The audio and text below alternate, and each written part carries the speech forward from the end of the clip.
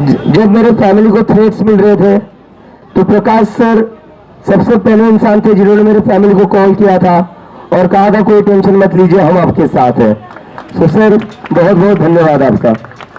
सोमन वांगचुक जी का जो अनशन है उसको समर्थन और उसके साथ में हम लोग सभी जन है ये जाहिर करने के लिए हम लोग यहाँ पर आज उपस्थित है।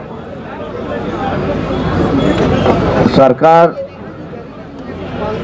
का जो रवैया है ये नया है ऐसा मैं नहीं मानता हूँ।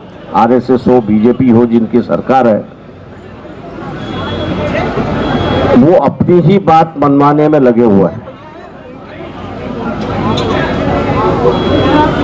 और वो यही कहते हैं कि भैया जो हमको करना है वो हम करेंगे, आपको सुनना है तो सुनो, नहीं सुनना है तो मत सुनो।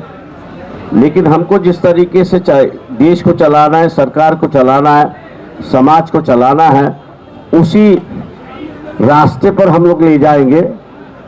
ना आप लोगों से बात करेंगे, ना सलाह करेंगे और ना मशवरा लेंगे। 19 दिन में यही दिखाई देता है कि सरकार का कोई भी प्रतिनिधि सोमन जी से बात करने के लिए भी आया नहीं है, उनके हालत देखने के लिए भी आया नहीं है और ना कहीं से भी संदेश आ रहा है कि हम लोग जो है वो इसका हल निकाल रहे। मिलिट्री के कुछ अधिकारी हैं जिनको मैं जानता हूं, क्योंकि अग्निवीर की जो एक केस है जो मैं लड़ रहा हूं वहां से, उन्होंने जो है सरकार को लिखा है कि हम जो ग्लेशियर्स में काम कर रहे हैं,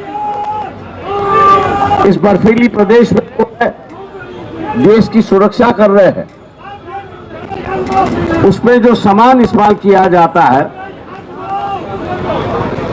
ये सामान जो है उसके खोज करना, उसको बनाना जो है ये सोमन साहब ने कहा है, किया है।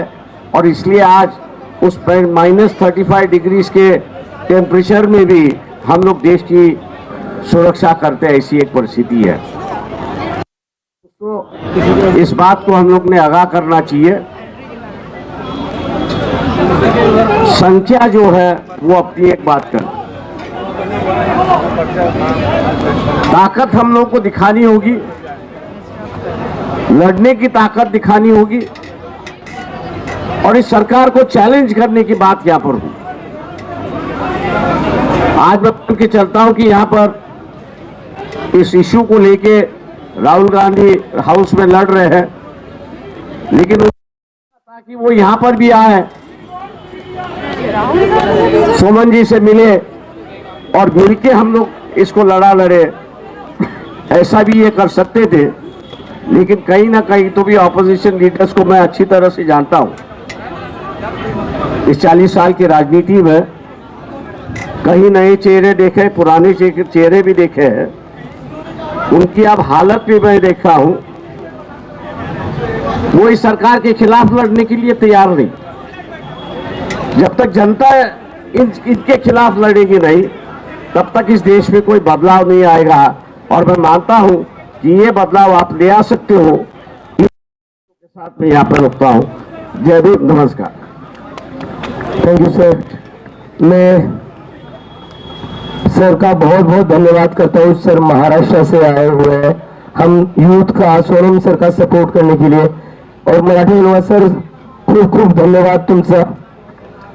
जब मेरे फैमिली को थ्रेट्स मिल रहे थे तो प्रकाश सर सबसे पहले इंसान थे जिन्होंने मेरे फैमिली को कॉल किया था और कहा था कोई टेंशन मत लीजिए, हम आपके साथ हैं।